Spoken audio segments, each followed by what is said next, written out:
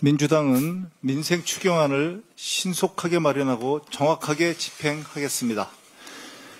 이재명 대통령께서 어제 추경과 관련하여 소득 지원과 소비 진작의 성격을 함께 고려할 필요가 있다고 지적했습니다.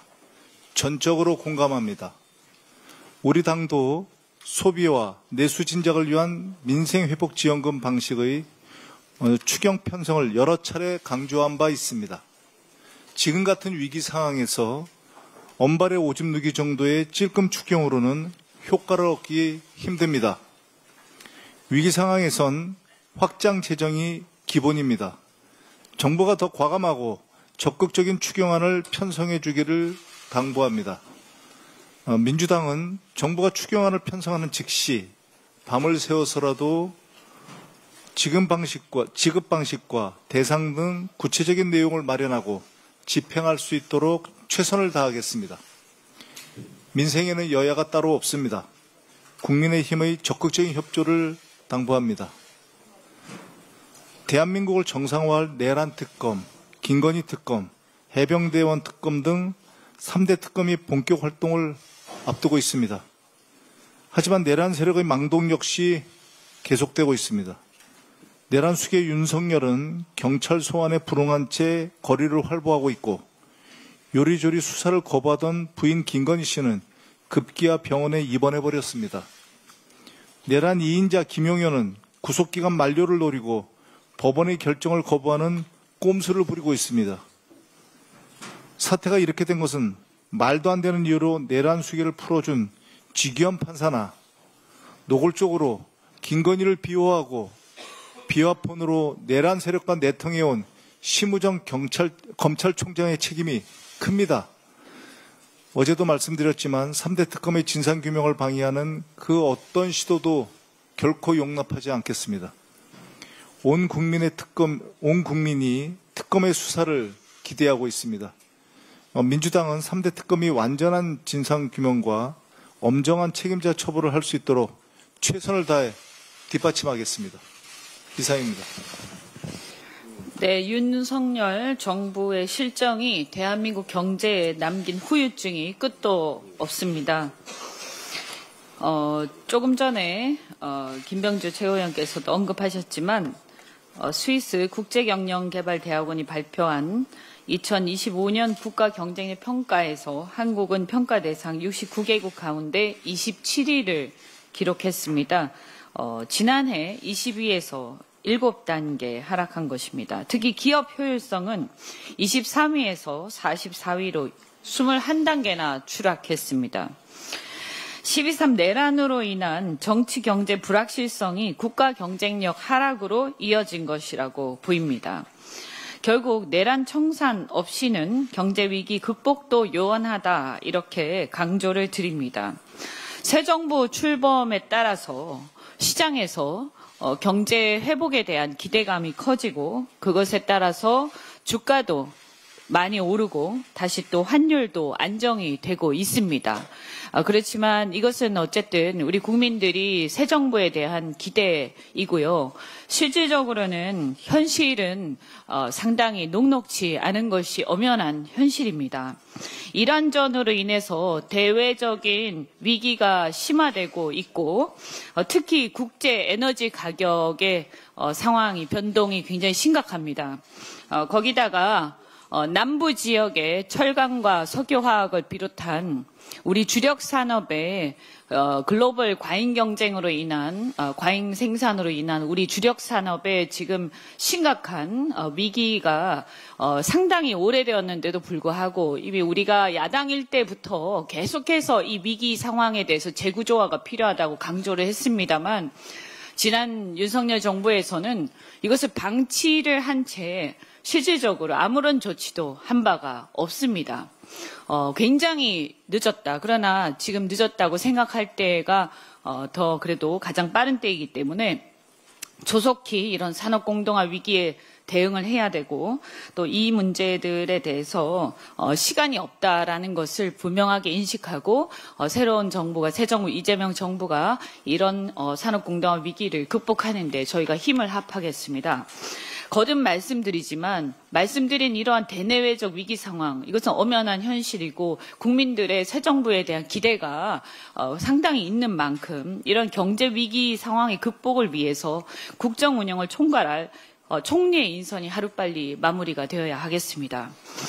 이렇게 여기에 대해서 지금 국민의힘에서 계속 발목을 잡고 있는데 이 상황에 대한 인식이 정말 제대로 되어 있다면 하루빨리 협조를 하기 바랍니다. 특히 김민석 총리 후보자는 IMF 위기 앞에서 김대중, 김종필, 박태준 이 세 분이 DJP 연합을 결성하는 데 결정적인 역할을 과거에 하셨던 분이라는 것을 다시 한번 상기를 시켜드립니다. 김민석 후보자는 김대중 전 대통령을 당시 수행을 하면서 당선을 도왔고 누구보다도 가까이에서 DJP 연합을 지켜보면서 보좌를 하셨던 분입니다. 그렇기 때문에 저는 다른 여러 가지 후보자로 내정된 연유가 있을 거라고 생각합니다만 그 중에서도 이렇게 DJP 연합을 과거에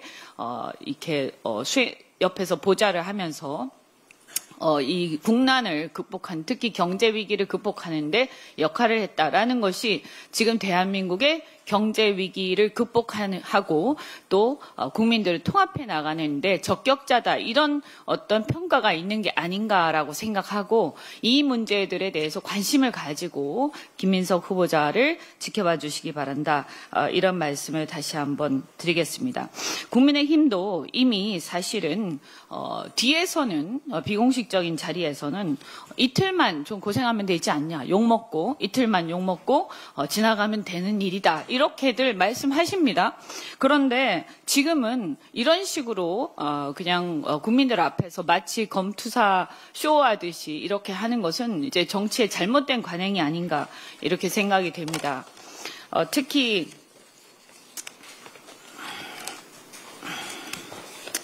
인사청문회를 정치적 협상 도구로 활용하기 위해서 과잉 대응하는 것, 이런 나쁜 관행도 이제는 우리가 개혁할 필요가 있다, 이런 생각이 듭니다. 왜냐하면 정치권에서는 이렇게 그냥 나쁜 관행을 의뢰히 하는지 모르지만 지켜보는 국민들은 지금 현재 나라 걱정 때문에 스트레스로 밤잠을 못 이루고 있습니다. 국익을 위해서 인준에 꼭 협조를 해주실 것을 다시 한번 당부드립니다. 하나오션의 사내협력업체 노사가 17일 오후 드디어 임단협 교섭에 잠정 합의를 했다고 합니다. 환영합니다. 그동안 거통고 조선하청지회가 오늘 조합원 상대로 잠정 합의안에 대한 찬반 투표를 실시해서 과반 찬성으로 가결될 경우에 사측과 합의가 타결되는 것입니다. 이번 잠정 합의는 단순한 임금 인상 등을 넘어서 노사가 서로의 입장을 이해하고 존중하면서 상생을 위한 협력의 길을 모색했다라는 점에서 더욱 큰 의미가 있다, 이렇게 생각이 됩니다. 부디 합의가 마무리되어서 회사도 노조도 그리고 고공농성하고 있는 김영수 지회장도 본래의 자리를 찾기를 바라고요. 그리고 아직 해결되지 않은 파업 관련 손배소 철회 문제도 하루빨리 해결되기를 바랍니다. 이번 임단협 잠정적 타결은 우리 민주당이 지난 대선 때 내세웠던 모두의 성장, 즉 원청과 하청 그리고 노동자와 회사, 이런 모든 경제 산업 생태계가 함께 성장하는 것이야말로 대한민국 경제 성장이다라고 하는 이른바 과거에 이제 동반 성장이라고도 불렸습니다. 이 민주당이 내세우는 성장의 그 담론에 부합하는 그런 방향이라고 생각합니다. 앞으로 조선 산업이 대한민국의 주력 산업이자 촉망받는 산업으로서 굉장히 큰 역할을 할 것이라고 기대하고 미국과의 협력을 비롯해서 정부에서도 이 조선 산업의 발전을 위해서 우리가 중국에 이어서 지금 G2인데요. 지금 중국과 미국과의 여러 가지 경쟁 관계에 있어서 한국의 조선업의 역할이 무지무지하게 중요한 상황이고 또 이것은 한미 동맹하고도 엮여져 있습니다. 또 우리가 앞으로 그 관세 협상을 하는 데 있어서도 조선 산업이 상당히 중요한 역할을 할 것이라고 기대하고 있는 상황입니다. 그렇기 때문에 정부가 이 조선 산업의 발전을 위해서 큰 역할을 하는 만큼 우리 산업계에서도 노동자와 그리고 이 협력업체가 다 같이 함께 가겠다 이런 생각을 가지고 이 모두의 성장이 뿌리내릴 수 있도록 함께 힘을 합해 주시기를 바랍니다. 타결이 찬반 투표가 잘 통과되기를 바랍니다. 감사합니다. 네, 마지막으로 송순우 최고위원의 발언이 있겠습니다. 예, 내통하다는 외부의 조직이나 사람과 남몰래 관계를 가지고 통하다라는 뜻입니다. 그렇습니다. 심우정 검찰총장과 김주현 전 민정수석이 내통한 사실이 드러났습니다. 심우정 검찰총장이 검찰 조직 외부의 사람 김주현 민정수석과 남몰래 관계를 가지고 통했다는 것입니다. 얼마나 은밀한 거래를 하고 숨길 것이 많았으면 비화폰으로 내통을 했겠습니까? 지난해 10월 10일과 11일 양일간에 심 총장과 김 전 민정수석이 비화폰으로 두 차례 통화한 것으로 밝혀졌습니다. 첫 통화는 12분 넘게 이루어졌고 이튿날에도 11분 동안 총 23분간 통화를 했습니다. 통화 일주일 뒤 김 여사의 도이치모터스 주가 조작 개입 의혹에 대해 검찰이 불기소 처분을 했습니다. 김 전 민정수석이 심 총장을 통해 이들 사건에 은밀하게 영향력을 행사하려 했다면 검찰의 정치적 중립성을 흔드는 심각한 국기문란 사안입니다. 비화폰은 도감청이 어렵고 통화 내용이 녹음되지 않아 주로 국가적 기밀을 다루는 군과 정보기관, 외교부 등의 고위직이 사용하는 것인데 윤석열 정부는 검찰총장에게도 비화폰을 지급했습니다. 검찰총장에게 비화폰을 지급한 것도 윤석열 정부가 처음입니다. 얼마나 은밀한 지시를 하려고 검찰총장에게까지 비화폰을 지급한 것인지 잘 모를 일이지만 국가안보와 직접 관련이 없는 검찰의 수장에게 비화폰을 준 것부터 비정상적인 일입니다. 비화폰 지급은 검찰총장뿐만 아니라 대통령의 부인 김건희, 민간인 노상원에게도 지급되었다고 합니다. 대포폰은 주로 범죄에 사용되기 위해 타인의 명의를 도용하여 개통한 전화기를 가리킵니다. 대포폰은 익명성을 유지하거나 범죄 조직의 내부 연락수단으로 사용된다고 합니다. 그래서 윤석열 정부의 비화폰은 국가공인 대포폰이라 불리고 있습니다. 망신도 이런 망신이 없습니다. 심 총장은 대검을 통해 취임 초기 민정수석으로부터 인사차 비화폰으로 연락이 와서 검찰 정책과 행정에 관한 통화를 한 것으로 기억한다고 해명했습니다. 일상적인 내용이라면 굳이 비화폰으로 통화할 이유가 없습니다. 게다가 비화폰 통화는 김주현 민정수석이 아니라 심우정 검찰총장이 먼저 전화를 건 것으로 드러났기에 심 총장의 해명은 새빨간 거짓말입니다. 애초 윤 전 대통령이 심 총장을 낙점한 이유가 김 수석을 통해 수월하게 검찰을 통제하려 했다는 해석이 많았습니다. 실제 심 총장은 김건희의 주가 조작 혐의뿐만 아니라 명품백 수수 혐의도 깨끗하게 털어줬습니다. 서울중앙지법 지기현 판사가 내란 우두머리 구속 취소 결정에 즉시 항고를 포기해 윤 전 대통령을 풀어준 것도 심 총장입니다. 이 모든 비정상적인 결정과 이래 국가공인 대포폰인 비화폰이 사용되었습니다. 경찰이 신청한 비화폰 서버 기록 압수수색 영장을 검찰이 여러 차례 반려한 이유가 이제서야 이해가 됩니다. 심우정 총장 자신이 직접 비화폰을 대포폰처럼 사용한 것을 숨기려 했기 때문입니다. 김용현 전 국방부 장관 등 내란 중요 임무 종사자들의 구속기한 만료가 다가왔는데도 검찰이 추가 기소를 하지 않아 이들이 줄줄이 석방될 예정입니다. 검찰이 과연 내란 엄벌의 의지가 있는지조차 의심스럽습니다.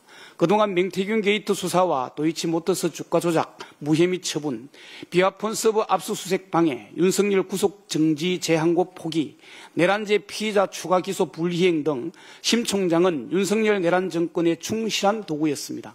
이는 심 총장이 내란에 부역한 공범일 가능성이 높다는 것입니다.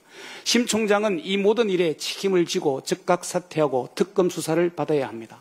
하루라도 빨리 내란 우두머리 윤석열 재구속과 내란 중요 임무 종사자들에 대해 추가 기소를 통해 내란범들이 거리를 활보하고 서로 만나 작당하는 일이 일어나지 않도록 특단에 조치할 것을 내란 특검에 촉구합니다. 이상입니다.